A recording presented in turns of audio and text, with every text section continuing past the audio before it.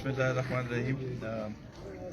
मैं आप सबका बेहद मशहूर हूँ और मैं तो चाहता था कि प्रेस क्लब आऊँ, लेकिन इंशाल्लाह ताला आइंदा दौरे में प्रेस क्लब आऊँगा और हाजिरी दूँगा। अहमदाबाद प्रेस क्लब से तो मेरा पुराना बहुत लगाव है और मोहब्बत है, तो इंशाल्लाह ताला ज़रूर आऊँगा और हाजिरी दूँगा। आज एक मुख्तसर दौरे पे यहाँ पर मुझे आना पड़ा। हमारे कोस्तान के तंजीमें यहाँ पर आई हुई थी, उनसे क्योंकि उनके लिए भी इस्लामाबाद आना या पेशावर आना ज़रा मुश्किल होता, तो हमने कहा कि यहाँ पर उनसे तंजीमी बातचीत करें और ये भी मकसद था कि यहाँ के प्रेस के भाइयों से भी बातचीत हो जाए। तो सबसे पहले तो जो मुल्क की सियासी सूरत हाल है और जो मौजूदा मईशत की जो सूरत हाल है, ये मौजूदी गुफ्तगू है। मईशत, इसमें कोई शक नहीं कि अभी उसमें ठहराव नहीं आया, और जब तक मईशत ठीक नहीं होगी तो पाकिस्तान की सूरत हाल बेहतर नहीं हो सकती। और मईशत के लिए ज़रूरी है कि मुल्क में सियासी इस्तेकाम हो। अगर सियासी इस्तेकाम नहीं होगा तो तब भी मईशत को ठहराव नहीं मिलेगा। इसी तरीके से अगर लॉ एंड ऑर्डर की सिचुएशन ख़राब हो तो तब भी मईशत पे उसके असरात होते हैं। अभी जो सूरत हाल बनी हुई है, तो बाज़ सियासी पार्टियाँ, बल्कि एक ख़ास पार्टी तहरीक इंसाफ, ऐसे अफवाहें फैला रही हैं मईशत के बारे में कि डिफ़ॉल्ट होने वाला है, जो ये रोज़ाना नई नई बातें निकालते हैं, और मकसद ये है कि मुल्क में ठहराव ना आए और जो मईशत है वो आगे की तरफ ना बढ़े। अगर आप देखें तो हमने जब इमरान की हुकूमत आई तो उस वक़्त तो इन्होंने पहले कहा कि हम IMF से मुआहदा नहीं करते, और 3-4 महीने ऐसे लगा दिए। फिर मजबूरन इनको जाना पड़ा IMF, और IMF के साथ मुआहदा किया। उसमें भी फिर कोविड का ये कोरोना का वो एक लहर आ गई, उसकी वजह से थोड़ा सा तातुल का शिकार रहा। दोबारा उसको बहाल किया, और जो उनके साथ मुआहदा किया था, आखिरी दिनों में उसी मुआहदे को उसने तोड़ा। जब आप किसी से एक मुआहदा करते हैं, उसमें उसको तोड़ देते हैं, उसकी खिलाफ वर्जी करते हैं, तो लाजमी बात है कि दोबारा IMF को के साथ अपने आप को जोड़ना बड़ा मुश्किल हो जाता है। तो इन्होंने, जब इनको पता चला कि अदम एतमाद आ रही है, तो जानबूझ के कुछ कीमतें कम की हैं ताकि अवाम में अवाम के साथ हमदर्दी जताने के लिए। हालांकि ये वही इमरान खान है जिसने कहा कि मैं तो यहाँ पर टमाटर और आलू की कीमतें के लिए नहीं आया हूँ। कल खुद ही वो उसकी कीमतें पढ़ रहा था कि ये देखें, ये इसकी कीमतें ये होगी हैं, इसकी ये कीमतें होगी हैं। तो उस मुआहदे को तोड़ने से नुकसान ये हुआ कि अब दोबारा जब उनके साथ अभी ये मुआहदा हुआ तो सख्त शराइत पे हुआ, जिसकी वजह से जो बोझ है वो आवाम की तरफ चला गया, और बहुत से मुश्किलात का सामना है आवाम। मगर ये कहना कि ये सारा मलबा ये जो PDM की सब इनकी वजह से है, इब्तिदा इससे हुई थी, और जब एक चीज़ ख़राब हो जाए उसको वापस सही सिमत में लाना, उसमें वक्त लगता है। तो इस वजह से ये सूरत हाल बनी हुई है। अब उनके क्या वो है ڈیمانڈ ہے، وہ کہتے ہیں کہ الیکشن کراؤ. ہم یہ سمجھنے سے قاصر ہے کہ کیا الیکشن ہونے سے یہ حالات بہتر ہو جائیں گے. یہ کہتا ہے کہ مجھے واپس لے کے آؤ، میں حالات ٹھیک کر دوں گا. 4 سالوں میں تو انہوں نے کچھ نہیں کیا. اقتدار میں آنے سے پہلے تو یہ کہتا تھا کہ میرے پاس ایک پوری ٹیم ہے اور میں معیشت کو ہن فن میں ٹھیک کر دوں گا. اتنے پیسے باہر پڑے ہیں وہ میں لے کے آؤں گا. بیرونی ملک میں جو ہمارے پاکستانی ہے وہ اتنے پیسے بھیجیں گے کہ کسی کو اور کسی چیز کی ضرورت نہیں ہوگی. جب آیا تو کچھ بھی نہیں. 3 تو وزیر خزانہ اس نے تبدیل کیا. اب دوبارہ وہ سمجھتا ہے کہ اس سے یہ واپس آنے سے یہ معیشت کو ٹھیک کر دے گا. یہ بالکل نہیں کر سکتا، نہ اس میں یہ اہلیت ہے. اب موجودہ حکومت اگر کہتی ہے کہ ہم نے اپنا ٹائم پورا کرنا ہے تو کوئی یہ غیر آئینی بات تو نہیں ہے. آئین کے مطابق تو اگست تک موجودہ حکومت کے پاس ٹائم ہے اور وہ سمجھتے ہیں کہ اس میں وہ معیشت کو صحیح سمت میں لے جائیں گے. یہ کہتے ہیں کہ فوری طور پر الیکشن کراؤ. اور اب یہ جو جلسے کیے اتنے 50 60 70 جلسے کیے، اس میں ہر ایک جلسے میں ایک نیا بیانیہ. شروع میں تو امریکہ کے خلاف کاغذ اٹھایا کہ جی امریکہ نے سازش کی ہے. پھر یہ بدلتا رہا. اب اس شخص نے جو اس کو لے کے آئے تھے، جس ادارے نے اس کو اقتدار میں لے کے آئے، باجوہ اس کے ساتھ، جنرل باجوہ اس کے ساتھ 4 سال تک تو یہ اس کے قصیدے بولتا رہا، تعریفیں کرتا رہا. اب جب وہ چلا گیا تو کہتا ہے کہ اس نے میرے ساتھ ڈبل گیم کی ہے، وہ ملک دشمن ہے. تو ہم سمجھتے ہیں کہ ایک شخص یہ تو جو آپ کے ساتھ احسان کرے، آپ پہ وہ کرے، آپ کے ساتھ مدد کرے، اس کو خلاف پھر اس طریقے سے وہ بولا. تو یہ ایک نیا اس نے ایک سلسلہ شروع کیا. کل انہوں نے تقریر کی کہ اسٹیبلشمنٹ نیوٹرل رہے. پہلے تو نیوٹرل کہ وہ کچھ اور معنی لیتا تھا. نیوٹرل جب کوئی کہتا تھا کہ نیوٹرل ہے تو وہ کہتا ہے نیوٹرل تو جانور ہوتے ہیں. کل کہتا ہے کہ ہاں رہو نیوٹرل. لیکن ایک ہی سانس میں انہوں نے ساتھ یہ بھی کہہ دیا کہ نہیں دیکھو یہ کیا صورتحال ہے، خدا کا واسطے ملک میں الیکشن کراؤ. ایک طرف تو آپ ان کو کہتے ہیں کہ نیوٹرل ہو، دوسری طرف کہتے ہیں کہ خدا کے لیے کچھ کراؤ اور ان سے جان چھوڑاؤ.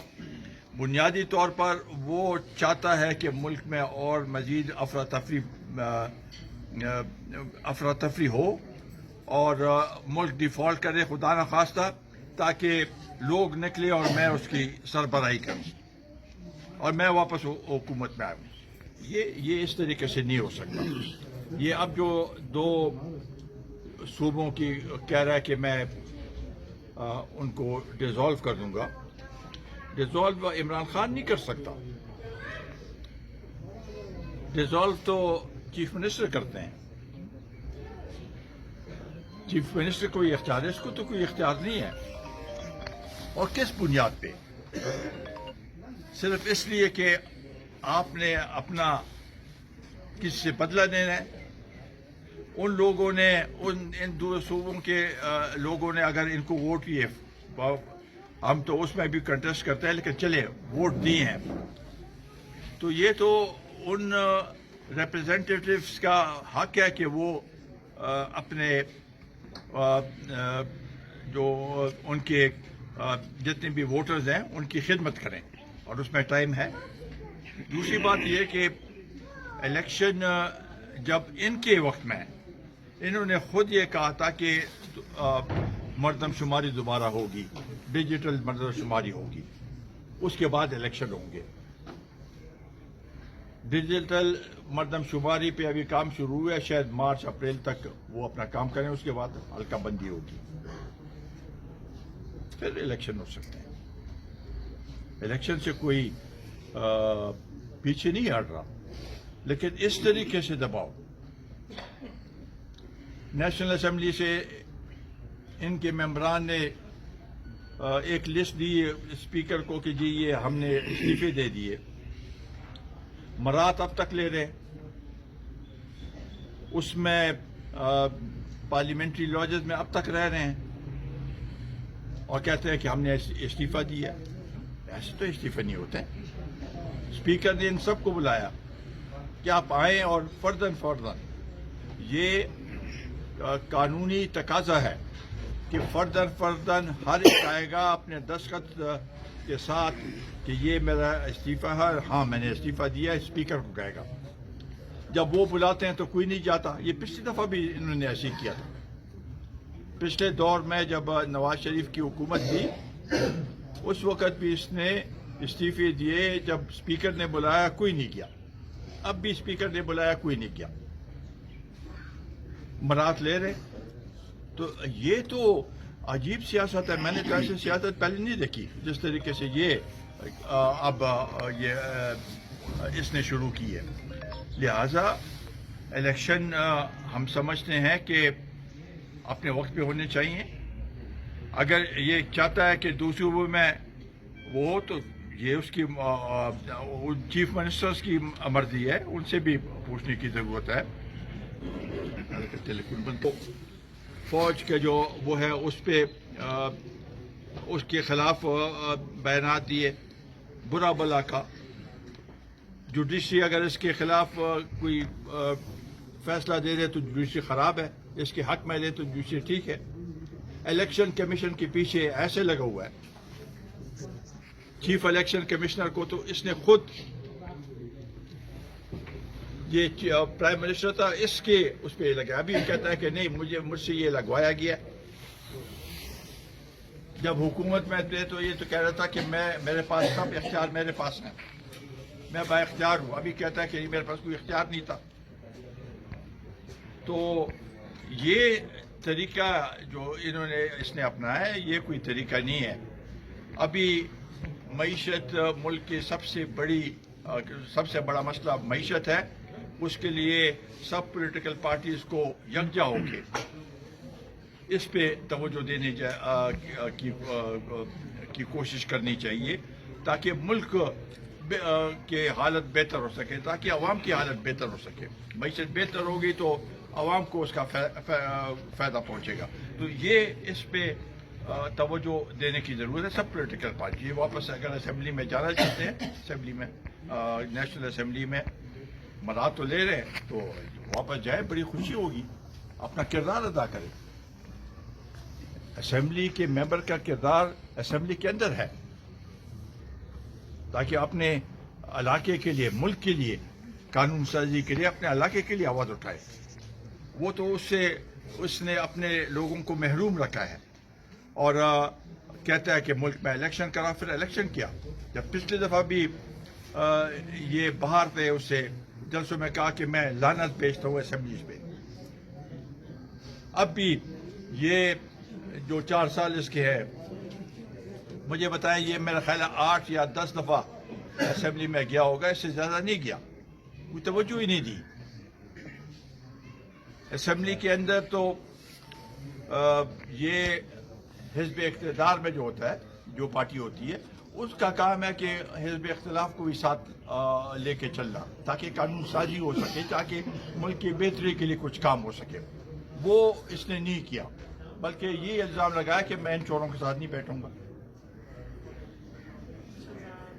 چلیں ان کے اوپر آپ الزام لگا رہے، لیکن عوام نے تو ان کو بھی ووٹ دیا ہے.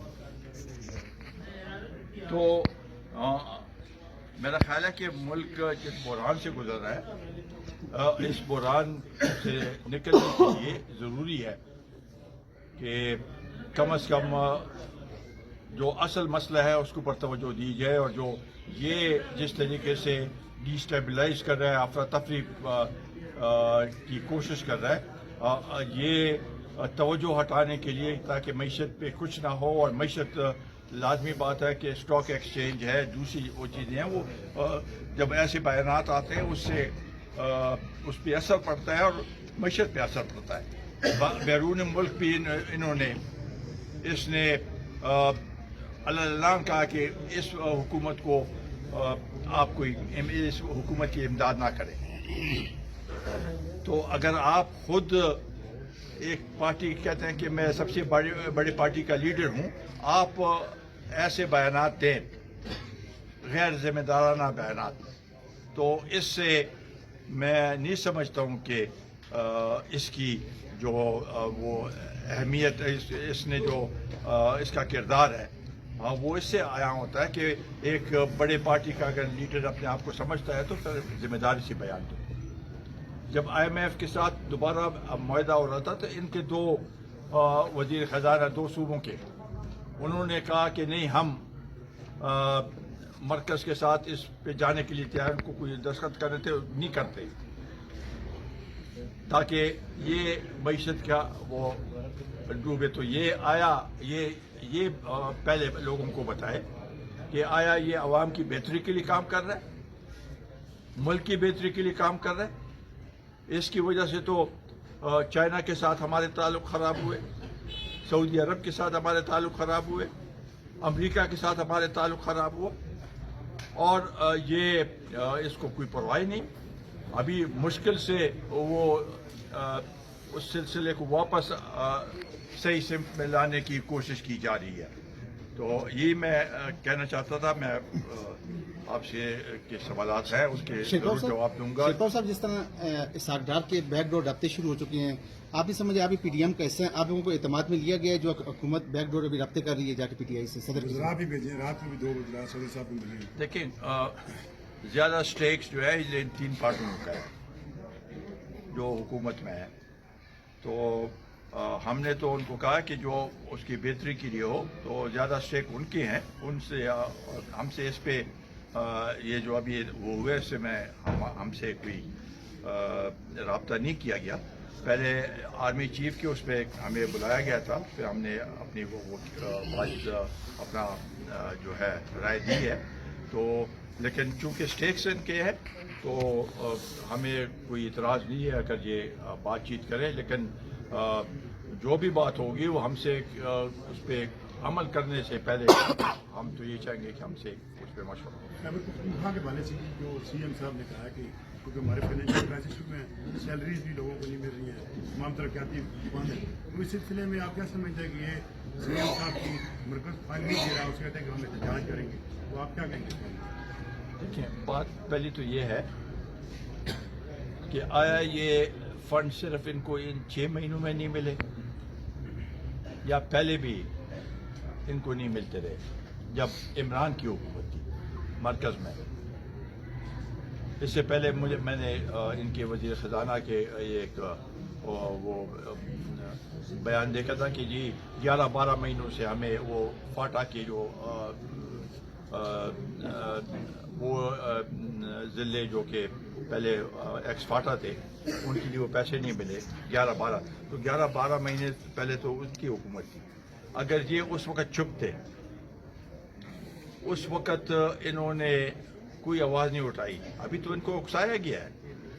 یہ صحیح ہے کہ ان کی پوزیشن اتنی خراب ہو گئی ہے کہ ان کے آنے سے پہلے, ان کے 9 سال ہو گئے, اس سے پہلے اگر اس صوبے کے جو ہمارے قرضے تھے وہ 97 بلین تھے. ان 9 سالوں میں یعنی پاکستان کے بننے سے کے بعد 2013 تک یہ 97 بلین تھے. ان 9 سالوں میں یہ 791 پہ پہنچ گئے ہیں. جی 1000 پہ پہنچ گئے. 1000 نہیں, 791 ہے. 998 ارب ڈالر جو ہے اس وقت, ارب روپیہ جو ہے اس کا مقروض ہو گیا. جی, تو یہ اس کی یہ نشاندہی ہے کہ ان کی گورننس ٹھیک نہیں ہے. انہوں نے مجھے بتائیں کہ اس ایبٹ آباد میں کون سا انہوں نے بڑا منصوبہ دیا ہے ایبٹ آباد کو یا ہزارہ میں کسی اور جگہ کو. تو سب مس مینجمنٹ کیا ہے انہوں نے, مجھے تو نہیں پتا. اور جو کرپشن کی صورتحال ہے, یہ تو کہتا ہے عمران خان تو کہتا ہے کہ نیب میرے اختیار میں نہیں تھا. یہاں پر جو کیسز تھے, بی آر ٹی والا کیس تھا, بلین ٹری سونامی تھی, ملم جبا کیس تھا, اس کو رکوایا کس نے؟ نیب سے. نیب کے چیئرمین نے تو پہلے شروع میں بیان دیا کہ بھئی ان کی بھی باری آنے والی ہے, پھر کیسے رکا؟ یہاں پر یہ باقی پی ایم ایل این کے اور ان کے جو پیپلز پارٹی کے لوگوں کو جو نیب نے پڑھا, کس کے اشارے پہ پکڑا تھا؟ اس وقت تو پورا اختیار تھا اس کو. یہ تو امریکہ میں جا کے کہہ رہا, اس نے بیان دیا کہ دیکھیں کل شاید خاقان عباسی گرفتار ہو جائیں گے. اس کو کیسے پتا تھا؟ تو یہ سارا یہ اب کیسے نکل رہے ہیں. رانا ثناء اللہ کا جو ڈرگس کا کیس ہے, اس میں تو ابھی انہوں نے کہہ دیا کہ ہمارے پاس شمار نہیں. کس نے بنایا؟ پچھلے جو ڈی جی ایف آئی تھے, اس نے کہا کہ مجھے کہا گیا کہ یہ کرو, اس نے انکار کیا. تو اختیارات تو اس وقت اس کے پاس تھے, تو کہتا تھا کہ ہم اور اسٹیبلشمنٹ سیم پیج پہ ہیں. اس نیب کے چیئرمین کی ایک تعریفیں کرتا تھا. اب کہتا ہے کہ نہیں, میرے اختیار میں نہیں تھا. تو ان کے جو مالی صورتحال ہے صوبے کی, وہ انہوں نے خود خراب کی ہے. بتائیے کہ 2013 کا جو الیکشن تھا کیبی میں پی ٹی آئی کی گورنمنٹ بنی اور 2018 میں وفاق میں بنی, تو کیا یہ عمران خان کی مقبولیت تھی یا اسٹیبلشمنٹ کا کوئی کردار تھا اس میں؟ وہ تو خود مانتا ہے کہ کسی کے اس پہ وہ تو اس میں انکار تو نہیں کرتا کہ کون ان کو لے کے آیا ہے اور کس نے اس کو وہ تقویت دی. لاہور کا جلسہ جو ہوا ہے, اس میں کس نے ایک تقویت دی؟ یہ تو پروجیکٹ جو ہے عمران, یہ تو 8-10 سال سے شروع ہوا تھا کہ اس کو لے کے آنا ہے, اس کو بلڈ کرنا ہے. اب تو جنرل باجوہ خود مانتا ہے کہ ہم نے غلطیاں کی ہیں. وہ تو کہتا ہے کہ ہم نے غلطیاں کی ہیں سیاسی, اس میں ہم نے مداخلت کی ہے اور یہ آئین کی خلاف ورزی تھی, لیکن ہم نے ابھی فروری 2021 کے بعد ہم نیوٹرل ہوئے. تو وہی لے کے آئے ہیں, کیا اس کے اپنی وہ حیثیت تھی. تو یہ صورتحال بند کر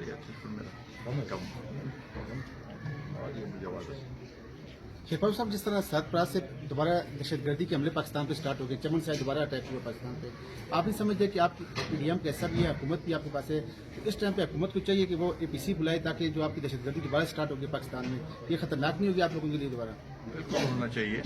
پہلے بھی جو بات چیت ان کے ساتھ ہو رہی تھی, اس وقت بھی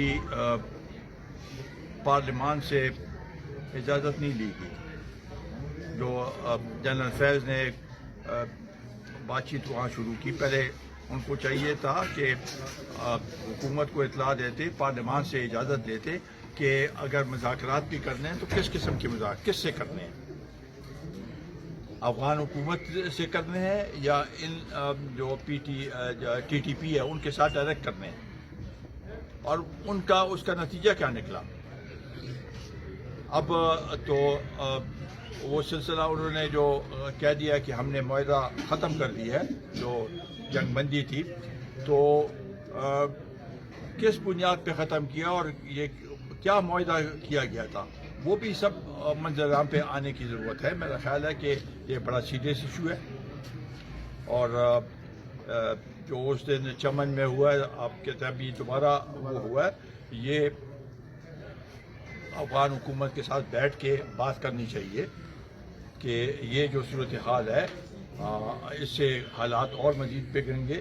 ہم نہیں چاہتے ہیں, کیونکہ افغانستان میں اب بھی صورتحال صحیح نہیں ہے, کوئی وہاں پر حکومت مستحکم نہیں ہوئی, اسٹیبل نہیں ہے. اور ان کے کسی نے ابھی تک اس کو ریکگنائز بھی نہیں کیا، لیکن اس کے جو مشکلات ہیں، عوام کے جو مشکلات ہیں، جو عوام کے جو مشکلات ہیں، اور جو وہاں پر قحط کا جو ایک صورتحال ہے، اس کو سامنے رکھتے ہوئے اب تو سمجھتے ہیں کہ بین الاقوامی سطح پہ ان کی امداد، مالی امداد کرنے کی ضرورت ہے. لیکن یہ جو مسئلہ ہے، اس میں دو ٹوک الفاظ میں ان سے بات کرنے کی ضرورت ہے کہ ایسے یہ کراس بارڈر جو فائرنگ ہے یہ بند ہونے چاہیے، اور اس سے دونوں ملک کے یا اس خطے میں دونوں ملک کے تعلق بھی خراب ہو سکتے ہیں، اور خطے میں دوبارہ کشیدگی پیدا ہو سکتی ہے. بہت شکریہ جی. بہت بہت شکریہ.